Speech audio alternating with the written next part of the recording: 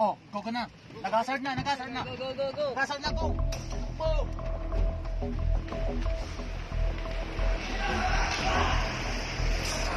Kabi-kabila ang ginagawang drug raid o buy-bust ng Philippine Drug Enforcement Agency o PIDEA, maging ng Philippine National Police o PNP. Kayo ay inuuli namin sa pagbibenta ng bawal na gamot. Pero sila mismo nagtataka kung bakit tila hindi nauubos sa merkado ang shabu. Nagbubunyi na tayo pag nakakuha tayo ng 50 to 100 grams to 1 kilogram or a little more. Yung pala, tuloy-tuloyada ang pumapasok. And just imagine the pain that, when you revisit yung lives that were lost in the course of the campaign. At sa PIDEA na mismo nanggaling na marami sa nasabat nilang droga ang imported o galing sa ibang bansa.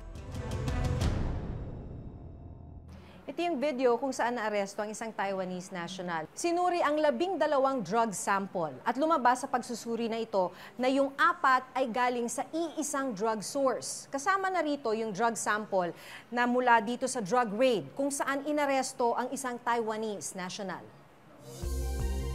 Ang mas ipinagtaka ng PIDEA, kapareho ang composition ng 4 na drug samples sa natuklasang 2.4 billion pesos shabu shipment na nasa loob ng magnetic lifter sa Manila International Container Port o MICP.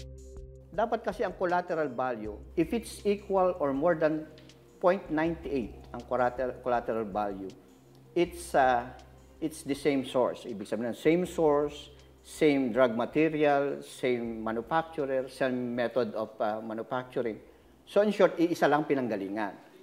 Ganon nangyari. Ang lumabas dito sa 4 na instances na ito is 0.999 yung collateral value. So ibig sabihin nun, iisang source, isang pinanggalingan ng drugs. Isa lang ang nagmanufacture. Iisa lang ang method of production. Everything is one. Ang pinang-compare namin, yung drug sa MICP na nahuli namin at saka sa itong 4 na ito. So bakit nagmamatch?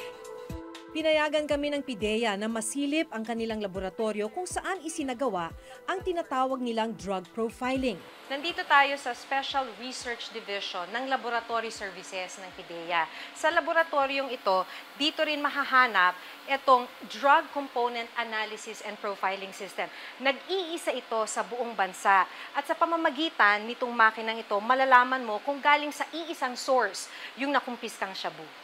Ano yung proseso na ginawa ninyo para malaman na yung drugs na nakuha sa kalsada galing sa iisang source? So, una-unang kumuha kami ng sample sa mga nahuli, from Bureau of Customs and some other samples na malalaki, yung more than above 1 kilo. Tapos, pinipare namin, nilagay namin dito sa vial, ito. Tapos nilagay namin dito. So, iraran siya sa machine. So, i-group siya ng software. So, pag isa-isang grupo, magbibigay siya ng correlation value.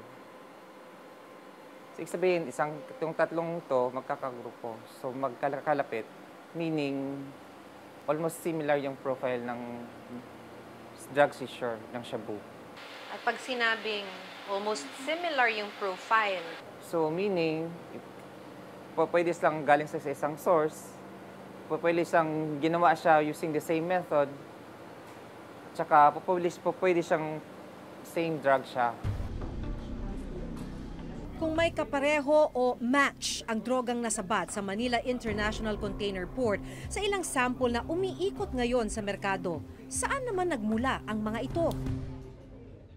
Matatanda ang may magnetic lifters ring nakitang inabandona sa GMA Cavite nitong July 14, 2018. Nung una, palaisipan sa mga otoridad kung may lamang droga ang mga magnetic lifter. Pero kalaunan, sinabi ng PIDEA na positibong may lamang droga ang mga ito. Nagkaroon ako ng validation kasi hindi ako kumbinsido. Ginamit ko yung K9 ko. Twice umupo yung aso bawat magnetic lifters. The dogs detected a scent, an odor, that indicates the presence of illegal drugs inside. Makikita rin namin yung amended bill of lading. Ang ibig sabihin nun, yung nahuli namin sa MICP, supposedly dadalhin sa Sampaloc yun eh. Pero ang lumabas sa amended bill of lading, dadalhin din nila uli ito sa GMA. In short, yung magnetic lifters sa MICP at saka yung magnetic lifters, iisang source, kung saan pinanggalingan yung droga. Kasi doon din dadalhin.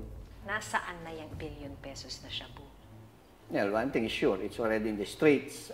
Sabi ko nga sa iyo, we conducted a drug impurity profiling just to show to the public na yung drugs nasa street na. Nagmura ba ang shabu, sir? Yeah.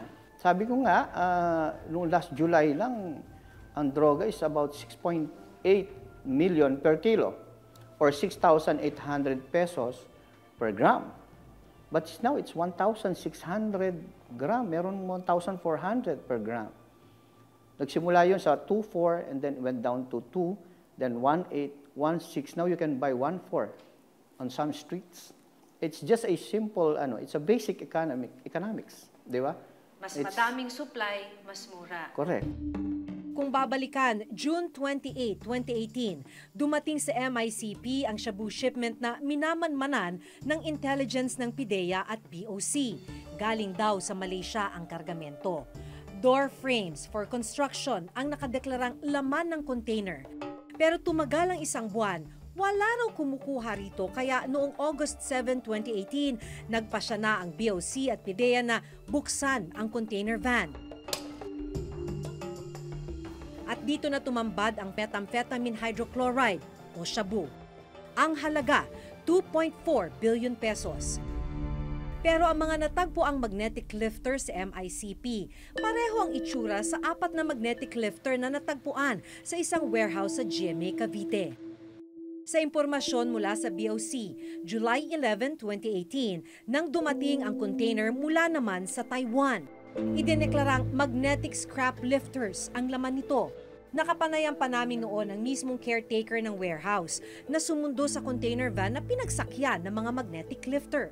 Nung time yun, may pinas para sa TV. Channel 11 ata yung plus report. Yung pagkakita namin na parehas, agad namin tinawagan aking boss na si Vicente Cantabrate. Pinagbigay alam namin na yung linagay dito sa warehouse na to na bago, kaparehas ng nahuli sa custom na pinaglagyan ng shabu. Ayon sa may-ari ng warehouse, 3 Chinese-looking na lalaki ang nagrenta ng warehouse. Agad na pinuntahan ng PIDEA ang warehouse pero wala ng laman ang mga magnetic lifter na naabutan nila noong August 9. Pero nagkalat ang mga foil at kapansin-pansing may butas ang mga ito. Nung dumating yung mga pulis namin dito, wala na, ganyan na yan, at least na yan, walang laman yan. Tinimbang rin daw nila ang mga magnetic lifter sa warehouse at positibong nag-iba ang bigat ng mga ito kumpara sa timbang na nakarecord sa BOC. Tinimbang natin yung mga scrap lifters na naiwan sa GMA Cavite, inilagay uli natin sa truck na yung original na pinagkargahan at tinimbang siya gamit ang weighbridge. Nakita natin na based on the bill of lading, yung variance ng timbang niya is around 1.618 tons or 1,618 kilograms na siya namang presumed volume nung dating laman ng mga scrap lifters nung una siyang tinimbang ayon sa bill of lading. At nung nag-recompute din po tayo, ito na yung nagkakahalaga ng more or less 11 billion pesos worth of illegal drugs. Na nung una, in-estimate po ni Director General Aaron Aquino to be at 1 ton, kaya po naitala natin at 6.8 billion pesos. Pero ang customs noon, nanindigang hindi sila nalusutan ng droga. Walang nakalabas na Walang may laman. Yes, walang nakalabas na laman. As far as the records will show, yung na-discover doon sa warehouse sa Cavite, when they were discovered, nothing was there. And this was supported further by the result of the swabbing